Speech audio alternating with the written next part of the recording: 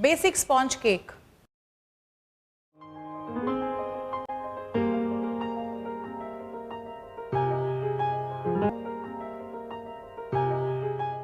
Hi, I'm Anupa and I welcome you to Sanjeev Kapoor Khazana and a warm welcome to a series of cooking for beginners.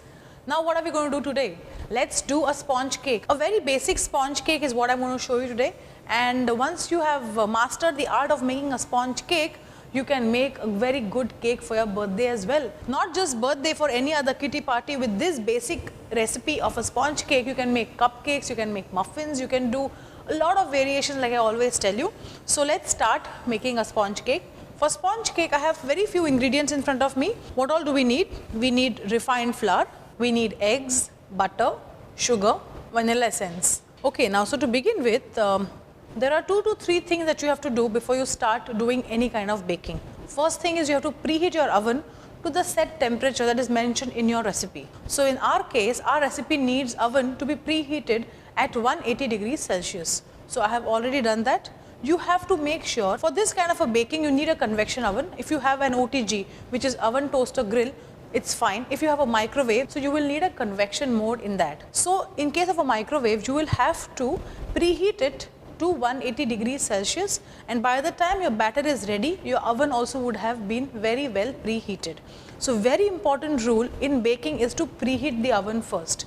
After that is that we have to grease our baking tray. Second thing most important is greasing. Greasing is basically whatever cake tin that you are using, you have to make sure that you grease it very well with some amount of fat.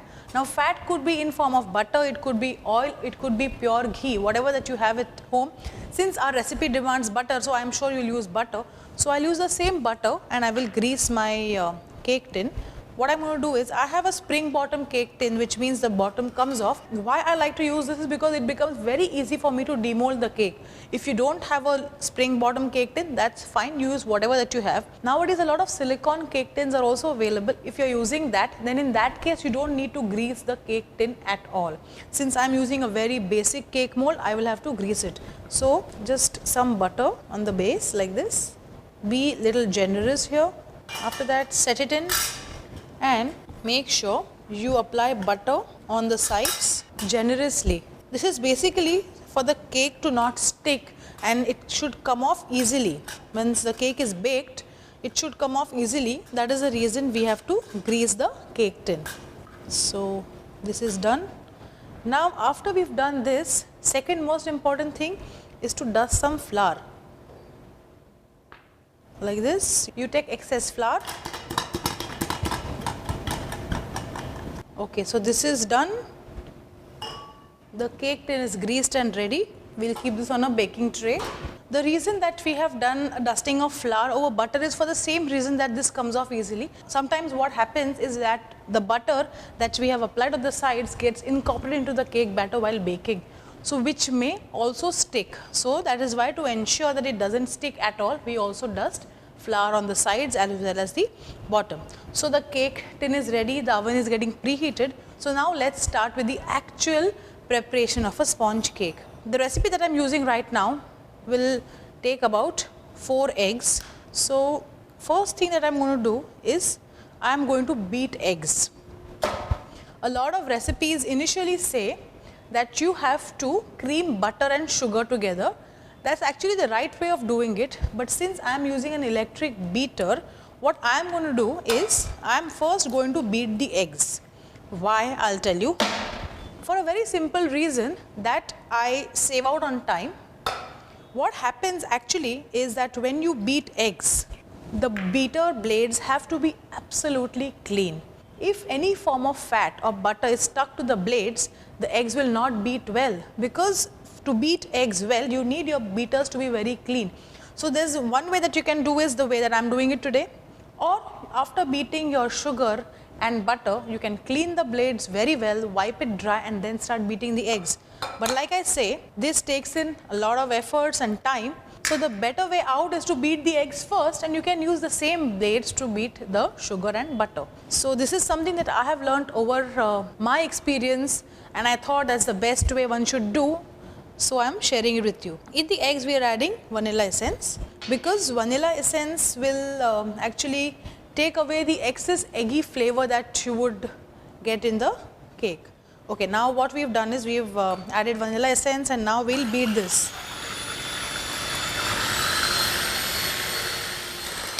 And the beating needs to be done till the eggs double in volume and it forms ribbons. What do I mean by ribbons? Basically, in most of the recipes you will read that beat the eggs till ribbon stage.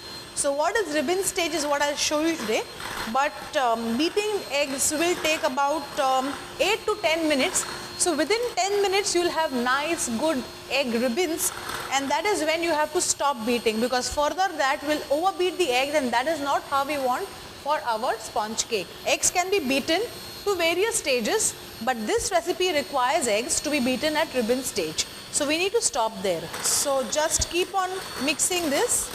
A lot of chefs or people say that eggs have to be beaten with a beater like this, as in you have to go in one motion only. I somehow don't agree with that, because whenever that I have done it both ways, it has really not made a difference to the eggs. So you could go both ways, like this or like this, as long as you are beating it at a set speed. So I have kept my speed at 3. So that is what I'm doing. Now you see, within 2 minutes this entire thing has beaten so well. But this is still not what we want. We have to beat it even further. Okay, so you see this? Now when I lift up the egg, it is forming ribbons. So this is what I mean by ribbon stage.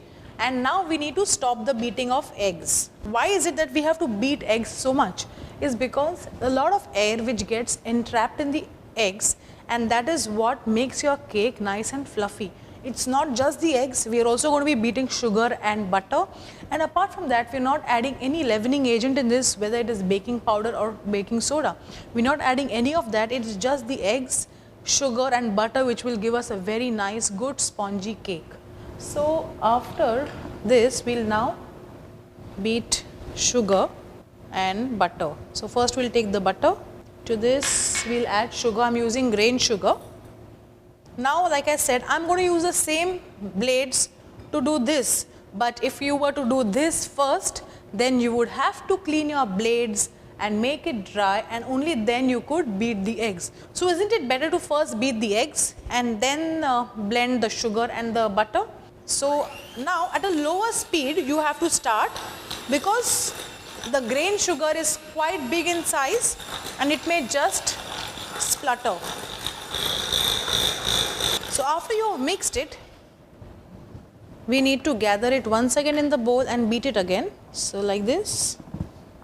We have to beat this for at least 2 to 3 minutes till you feel that the mixture has gone nice and fluffy. So slowly on low speed you need to beat this. The cake that I am making today is a white sponge cake. If you add cocoa powder to this, it will be chocolate cake. But in that case, the amount of flour will have to be reduced, and that reduced quantity will have to be replaced with cocoa powder. For example, if you were to use 100 grams of flour, then in that case, we would use 75 grams of flour and 25 grams of cocoa powder, which would give us a chocolate cake. So it's just the same formula. Like I always say, once you have mastered the art of making one recipe, you will be able to make at least 30 other variations with that one recipe.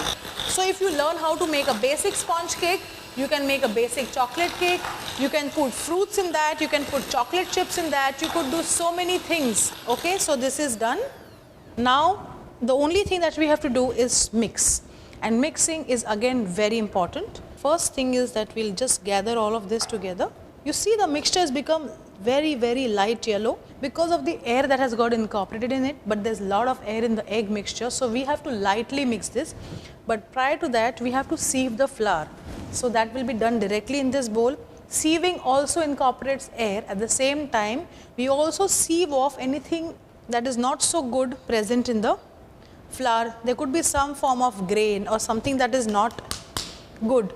So after we have done this, sieve this, and now we'll add the egg mixture to this. First we'll add half of it, because if you over mix, then whatever air has got trapped in will surely escape.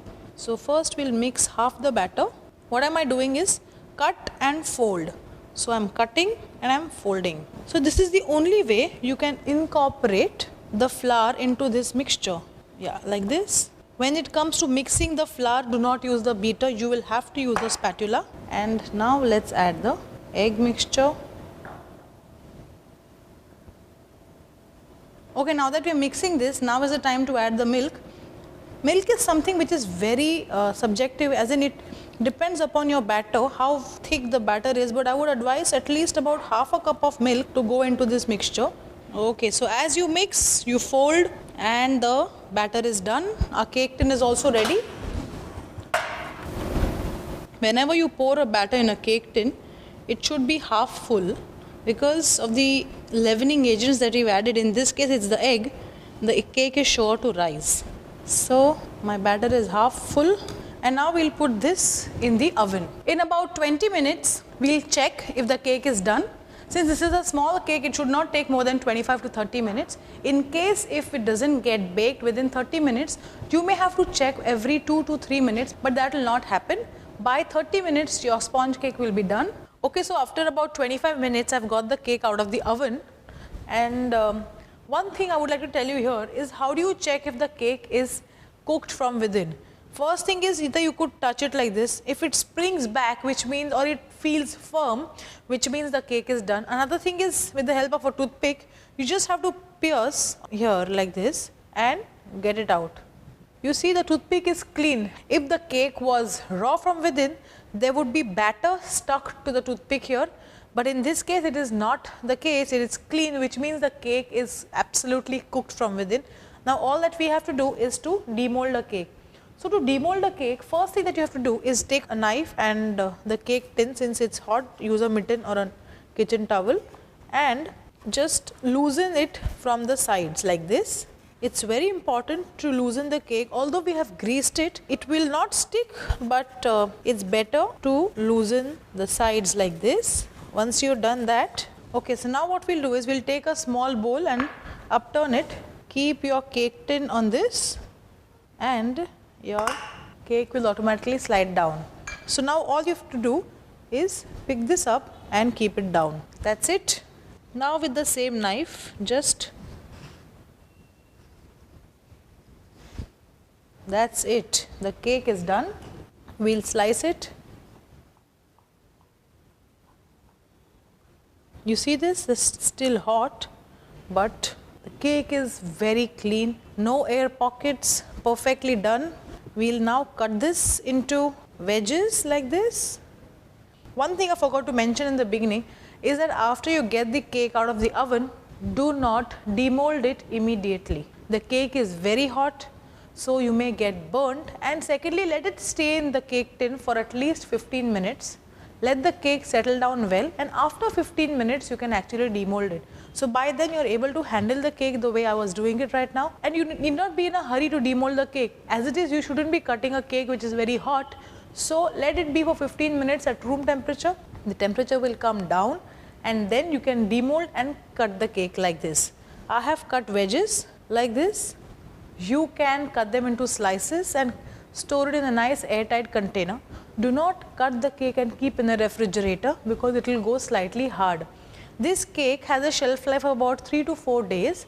After 4 days, it may not taste very good, but about 4 days it stays fine. I'm sure if you make a cake like this, it will not last for more than a day. Within a day, it will be over. I would advise you to not keep this in the refrigerator and leave it out at room temperature. It will stay fine.